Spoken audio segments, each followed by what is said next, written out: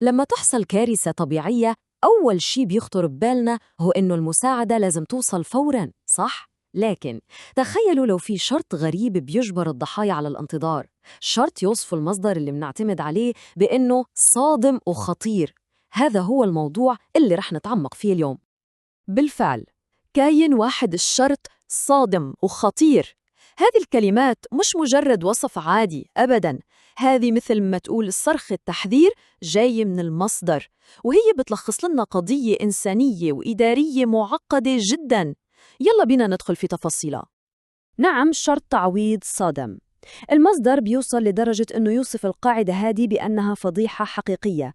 يعني تخيل بس للحظة أنه الواحد يفقد كل شيء عنده في فيضان، وبدل ما تجي مساعدة فورية ينقال له استنى. هذه هي قاعدة الانتظار الإجبارية اللي رح نتكلم عنها بالتفصيل. طيب، ماذا يعني 21 يوماً؟ الرقم هذا مش مجرد رقم مكتوب على ورق، لا أبداً. هذه فترة زمنية مصيرية في حياة شخص متضرر. خلينا نشوف كيف هذا الشرط بيتحول لواقع مؤلم على الأرض. القاعدة واضحة وبصراحة مرعبة. ما بتقدر الإدارة حتى تبدأ تدرس ملف التعويض إلا بعد ما يمر 21 يوم كامل على الكارثة. وخلينا نركز على كلمة دراسة، مجرد دراسة الملف، مش استلام أي تعويض مالي. يعني البداية بس بعد 3 أسابيع. 21 يوم يمكن للبعض تبين فترة مش طويلة، بس لو حسبناها هذه حوالي 500 ساعة.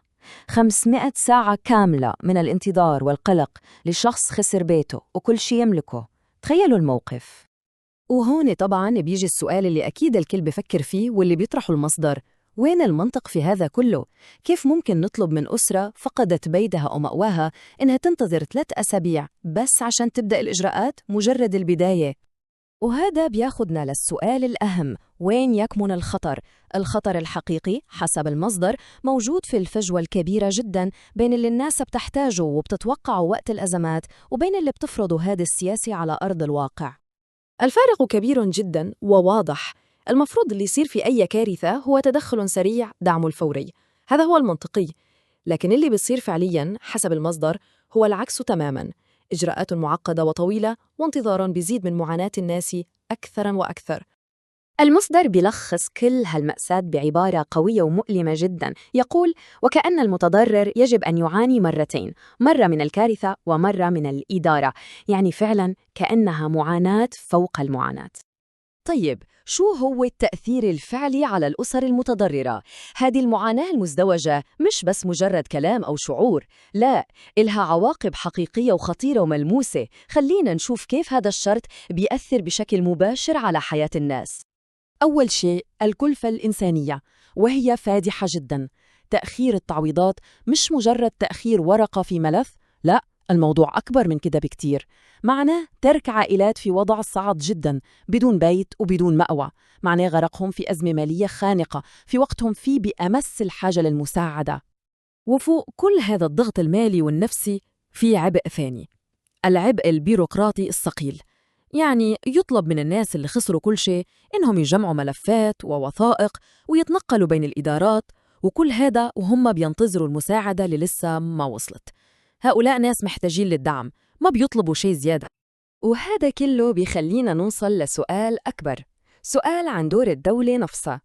كل اللي حكيناه بيفتح الباب لسؤال أعمق: شو هو الدور الحقيقي للدولة وقت الأزمات؟ وشو هي مسؤوليتها الأساسية تجاه الناس؟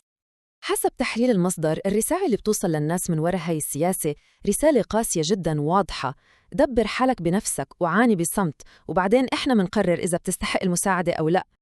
تمام، وصلنا للحل حسب المصدر، لأنه النقد لوحده ما بيكفي. والشيء الجيد هو أنه المصدر ما اكتفى بس بتشخيص المشكلة، بل قدم كمان حلول واضحة. طيب، شو هو الحل المقترح؟ الحل باختصار في 3 خطوات أساسية ومباشرة. أولاً، لازم يتم تسريع صرف التعويضات. ثانياً، تبسيط الإجراءات الإدارية المعقدة.